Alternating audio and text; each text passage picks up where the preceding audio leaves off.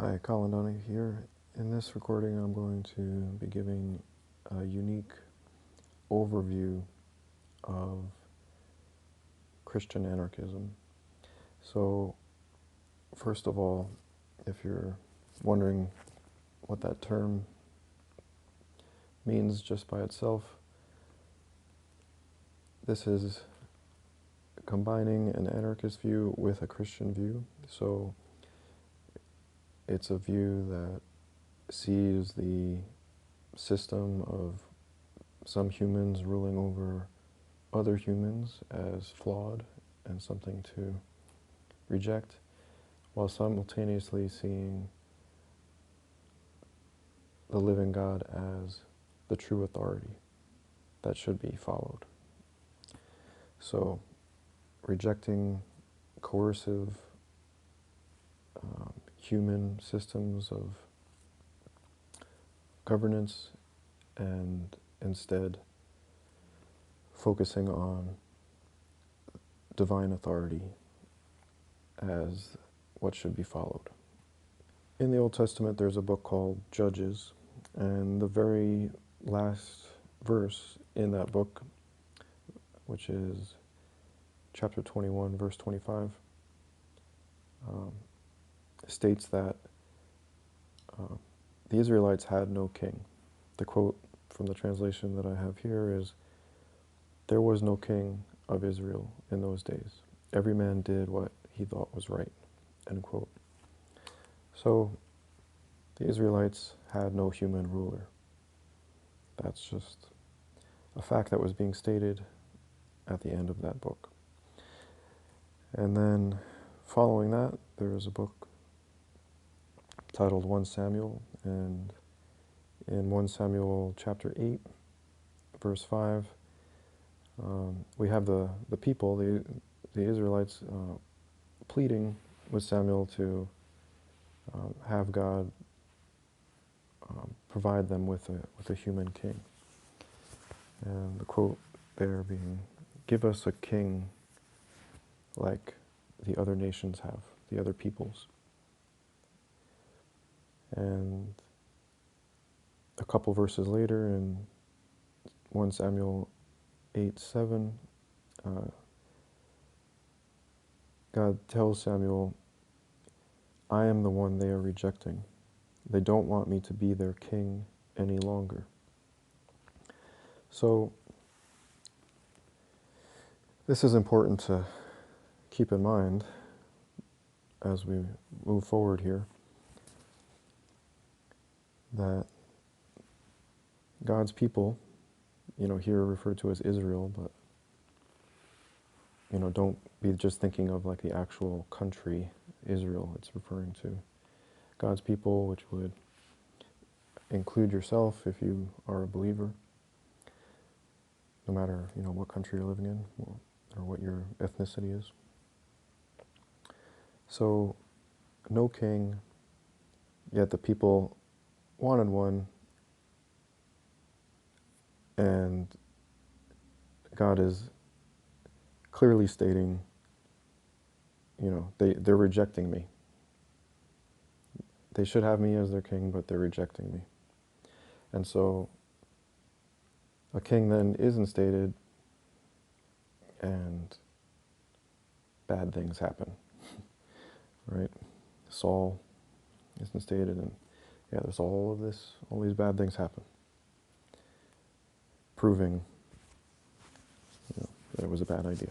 But they didn't get the picture, and and this continues on. They didn't get the reasoning. They didn't get the truth that God should be the authority, not some other human. So then, let's move forward to the New Testament. So in Matthew 6:21, Jesus is talking to his disciples, and he clearly states that the authorities of his time are going to reject him. And remember, he's represent, a representative of God. He's God's son. So they're rejecting him and thereby rejecting God. So here we have the repeat of rejecting God's authority. And he refers to the authorities as the elders or the officials, what we would call church leaders, and the scribes, which, as I said in a previous audio, could be paralleled with modern mainstream media, people that write the narrative for society. So all of them were rejecting him and persecuting him. And he was explaining to the disciples that this is what was supposed to happen, in that there was a purpose to allowing this rejection to take place. And I'll just leave it there for the moment as far as what that purpose is. And in the next verse, 16:22, Peter tries to talk him out of it and say, well, no, this can't be. We don't want you to be tortured and crucified, And then in the next verse, 23, Jesus very sternly reprimands him and says, actually, behind me, Satan, and tells him that you're not thinking from God's point of view. He said that exactly. Like you're not thinking from God's point of view. You're thinking from, people's perspective. You're not considering God's point of view. So I'll leave it to you, to just think for yourself here for a moment. What might that point of view be? Right? As was already previously described, right? The people didn't have a king, and God was their king, and that's the way God wanted it, but then the people rejected him and insisted on having human rulers, and bad things happened. So when Jesus was saying that this was what needed to happen,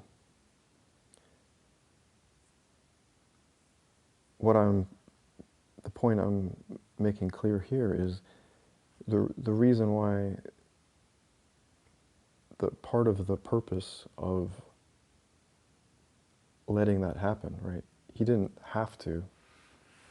At some point he says, I could call upon legions of angels right now to help me, but I'm not, because this is God's will. So the question is,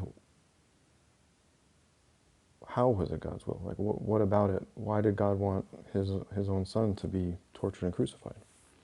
So mainstream Christianity, Pauline Christianity, will tell you that the reason is so that he could carry out a cosmic legal proceeding in which his blood pays for all your sins, right? But notice Jesus never actually says that, right? Guess who did say that? Paul. And as I said in my previous recording titled "What's Wrong with Mainstream Christianity?", these main tenets of mainstream Christianity are all actually stemming from Paul, the false apostle Paul, not from Jesus, right? So the church will tell you, well, the reason why he was insisting on doing this was because it was God's will, and the reason it was God's will was because he wanted to sacrifice his son in a blood sacrifice ritual, right? Torture and murder of an innocent person, so that it would pay for the sins of all humanity. And that way, it didn't matter that they had sinned and continue to sin because of this blood sacrifice. So this is completely false. In John 16:11, Jesus says that the ruler of the world has been condemned. Right? And how better to condemn a ruler than demonstrating that they will torture and kill an innocent person, but not just any person, they would torture and kill the greatest person, the most perfectly good person, for no good reason whatsoever. And not only did this person do nothing bad whatsoever, but he did amazingly great things, right? He was healing people from sickness. He was speaking, crucial truths to help liberate people from their subjugation, on a spiritual level, right? You could not pick someone more blameless, and yet all of the authorities went against him and tortured and crucified him. So that is the ultimate the ultimate way to condemn these authorities, to prove that they're illegitimate, to prove that their authority is completely baseless. How can you have legitimate authority if you're going to torture and murder the most righteous person to ever walk the face of the earth? Right? It totally demonstrates that they're a false authority. Right? So this is in contrast to what most Christians believe, because they just follow Paul. And Paul said that to obey the government is to do God's will. Paul was teaching the exact opposite, right? But he was part of the Roman Empire. He was basically an agent of Rome, and the Roman Church, the government, distorted the faith to serve their own interests, and crucially including these verses of these words of Paul telling us that to obey the government is to obey God. And he also told slaves, like actual physical, slaves, like we would think of, in chains, he told them that to obey your master is equivalent also to obeying God, right? So he's saying that the human authorities are equivalent to God, that obeying them is equivalent to obeying God. And meanwhile, the truth is the complete opposite, that God wanted you to reject those human authorities and only follow him, right? And Jesus came to prove beyond any reasonable doubt, even though history had already been showing, since the Old Testament times, that it's been a failure, one king after another, and all these atrocities and all these, all this immorality. And the way that it was also condemned was so thorough, because in the New Testament, where it talks about the arrest of Jesus and how he's, taken to Pontius Pilate, the Roman, you could say, governor of that territory, right? And so here you have someone who's basically representing like a dictator, right? He's under Caesar, but he's, it's this one person who's say, whatever he says goes, right? So he's basically represents the dictator, and then you have all of the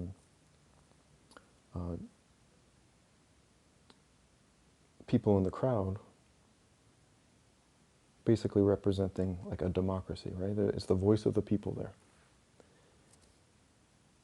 And they're all yelling for him to be crucified.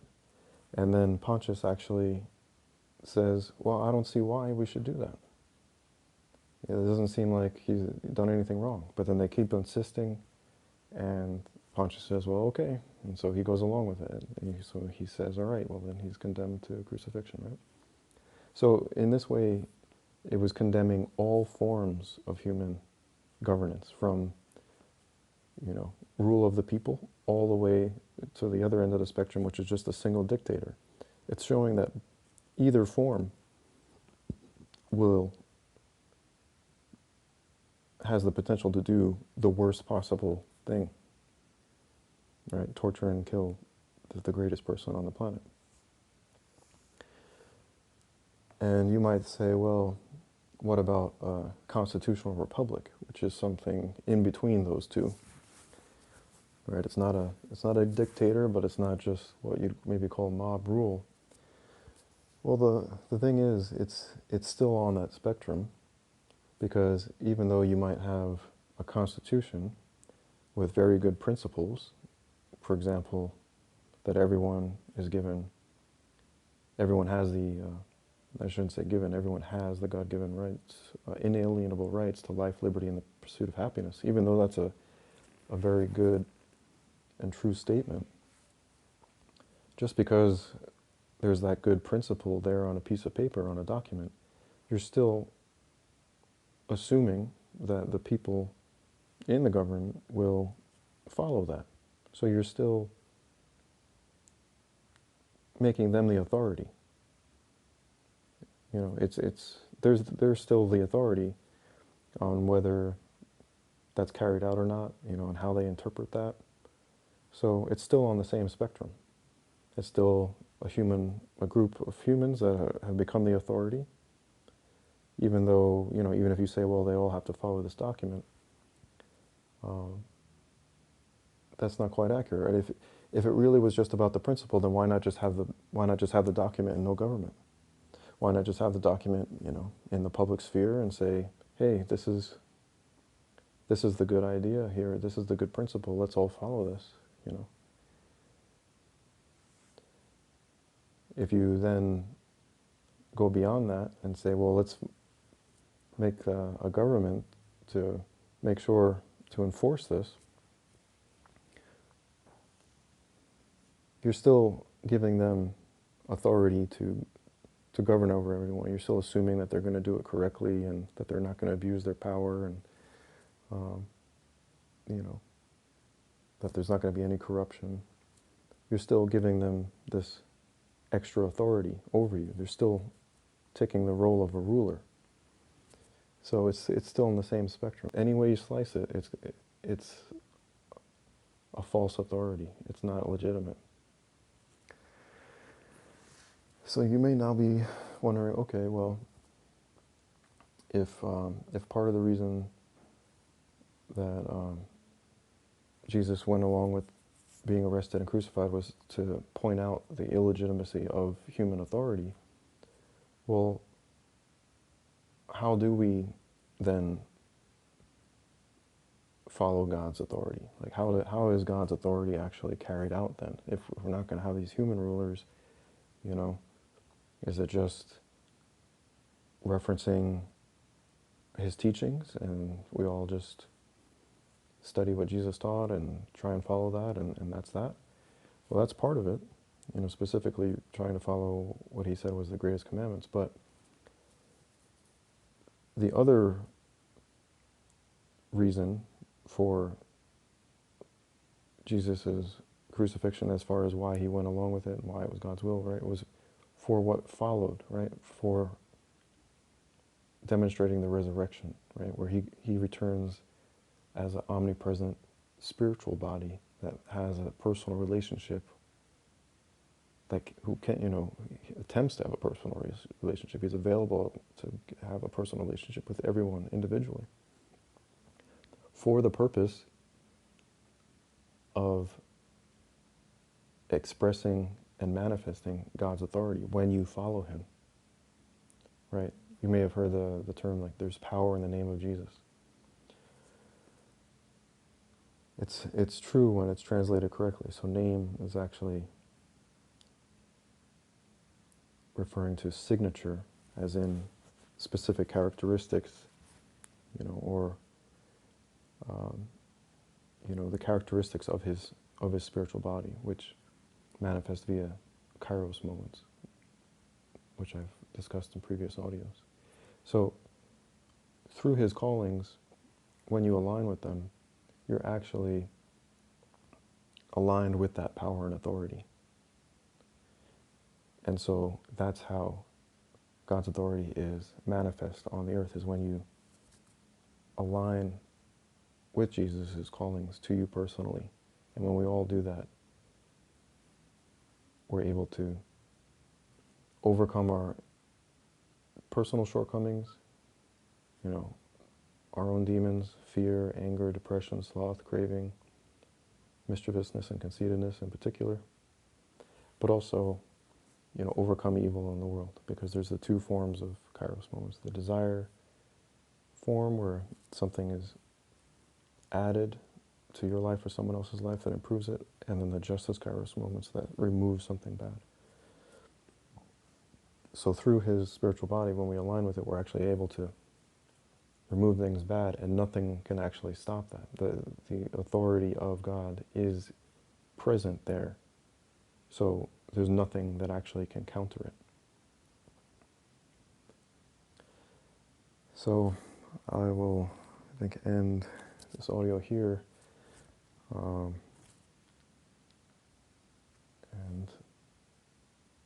hope that you might consider this broad view.